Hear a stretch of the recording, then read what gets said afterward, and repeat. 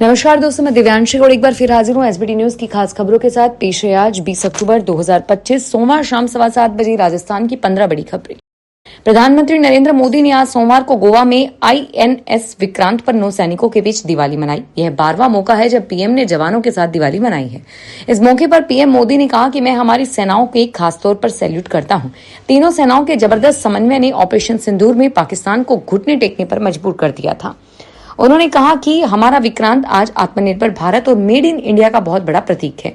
INS Vikrant ने अभी पाकिस्तान की रातों की नींद उड़ा दी थी, जिसका नाम ही दुश्मन का चैन छीन लेना वो आईएनएस विक्रांत है। सीकर के सदर थाना इलाके में स्थित जगमालपुरा गांव में आज सुबह आगजनी की घटना हो गई। शॉर्ट सर्किट से लगी आग में 7 झोपड़ियां, 2 ऑटो जल गए, अन्य सामान जल गए, जिससे लाखों रुपए का नुकसान हुआ। आग लगने की सूचना पर पुलिस, सिविल डिफेंस और फायर ब्रिगेड की गाड़ियां मौके पर पहुंची।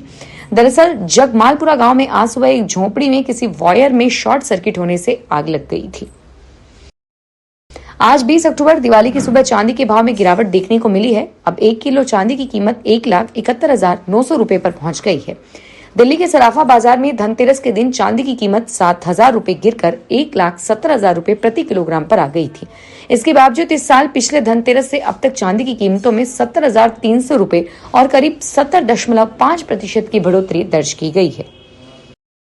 राजस्थान सरकार ने आम नागरिकों की दुर्घटनाओं से आर्थिक सुरक्षा देने के लिए बड़ी पहल की है। मुख्यमंत्री आयुष्मान दुर्घटना बीमा योजना के तहत राज्य के पात्र परिवारों को अब 10 लाख तक का मुफ्त दुर्घटना बीमा कवर दिया जाएगा।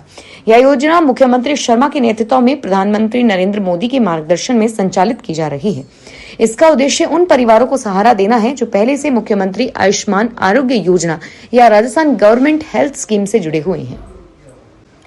राष्ट्रमंडल खेलों 2030 की मेजबानी पर कॉमनवेल्थ स्पोर्ट कार्यकारिणी की मुहर लगने के बाद भारतीय ओलंपिक संघ ने इन खेलों की मेजबानी पुख्ता बनाने पर कार्य शुरू कर दिया है। 26 नवंबर को भारत को इन खेलों की मेजबानी मिलते ही कॉमनवेल्थ गेम्स एसोसिएशन और कॉमनवेल्थ गेम्स फेडरेशन के बीच होस्ट कोलैबोरेशन एग्रीमेंट पर हस्ताक्षर करने होंगे। खेलों में होने वाले खर्च, राजस्व की साझेदारी से लेकर अन्य अहम बातें इस समझौते के तहत ही तय होंगी। समझौते को तैयार करने के लिए लेफ्टिनेंट जनरल हरपाल सिंह की अगुवाई में 9 सदस्यीय समिति का गठन कर दिया गया है। राजस्थान के डीग जिले में एक अनोखा और चौंकाने वाला मामला सामने आया है, जहां एक युवक अपनी शादी से ठीक पहले 150 किलो गो मांस के साथ गिरफ्तार किया गया। मौसम का नाम युवक दूल्हा बनाया गया है, लेकिन इससे पहले ही उसे जेल की हवा खानी पड़ी। पुलिस ने ऑपरेशन नंदी प्रहार के तहत उसके पिता आस मोहम्मद और एक अन्य व्यक्ति को भी पकड़ा है। वर्ष 2025-26 के लिए राजस्थान राज्य की चौथी सेना भर्ती रैली जोधपुर में 10 नवंबर से 25 नवंबर तक आयोजित की जाएगी। यह सेना भर्ती कार्यालय जोधपुर द्वारा राजकीय शिक्षा महाविद्यालय परिसर में आयोजित होगी। इस भर्ती में जोधपुर, नागौर, फालोदी, बाड़मेर, बालोतरा और सिरोही जिलों के युवा भाग लेंगे। इसके साथ ही महिला अभ्यर्थियों के लिए भी अग्निवीर सामान्य ड्यूटी की भर्ती रैली 24 और 25 नवंबर को आयोजित की जाएगी। महेंद्रगढ़ जिले के नारनौल के लगते सीमावर्ती राजस्थान की कोटपुतली बहरोड पुलिस ने जिला महेंद्रगढ़ के एक बदमाश को अवैध हथियारों के साथ गिरफ्तार किया। उसके पास काफी संख्या में देसी और विदेशी हथियार मिले हैं। उस पर महेंद्रगढ़ जिला में 6 मामले दर्ज हैं और वह लॉरेंस गैंग के सक्रिय सदस्य राजस्थान के पनियाला थाना पुलिस और डीएसटी टीम कोटपुतली की संयुक्त कार्रवाई में नांगल चौधरी क्षेत्र के कालबा के संजय जाट को गिरफ्तार किया है। दीपावली के पावन अवसर पर सोमवार को केंद्रीय मंत्री गजेंद्र सिंह शेखावत ने अपने निवास पर आम जनता से मुलाकात करके उन्हें त्योहार की हार्दिक शुभकामनाएं दी।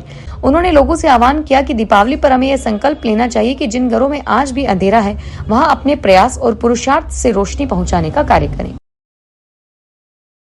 दीपोत्सव के अवसर पर नगर निगम जयपुर हेरिटेज और ग्रेटर ने आतिशबाजी के दौरान किसी भी संभावित आगजनी की घटनाओं की रोकथाम के लिए गाइडलाइन जारी की।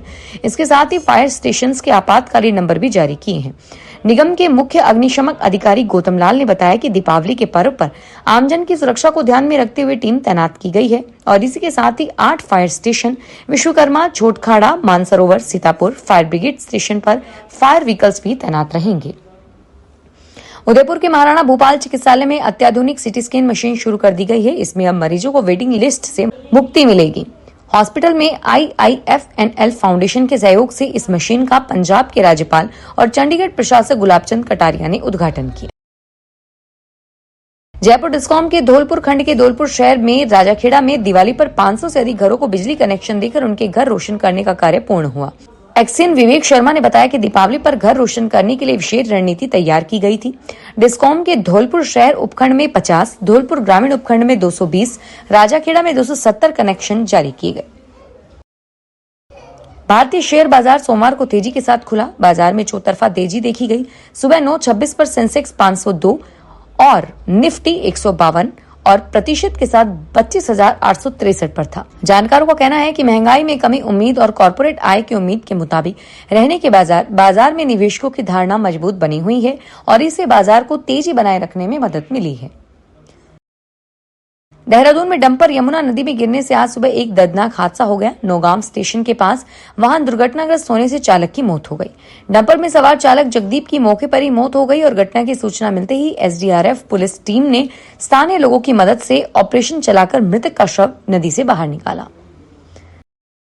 चुनाव आयोग ने आगामी बिहार विधानसभा चुनाव और 7 राज्यों में होने वाले उपचुनावों में निगरानी के लिए केंद्रीय पर्यवेक्षक को तैनात किया है। आयोग का यह कदम चुनावों में निष्पक्षता के साथ ही सभी राजनीतिक दलों के लिए समान अवसर सुनिश्चित कराना और चुनावी प्रक्रिया की अखंडता को बनाए रखना है। आयोग बिहार में 2 चरणों में होने वाले विधानसभा चुनावों के लिए पहले चरण में 1, दूसरे चरण में 18 और तीसरे चरण में 122 पर्यवेक्षकों और 20 पुलिस पर्यवेक्षकों को तैनात किया गया है। फिलहाल इस बुलेटिन में इतना ही और फिर हाजिर होंगे तमाम बड़ी खबरों के साथ। धन्यवाद।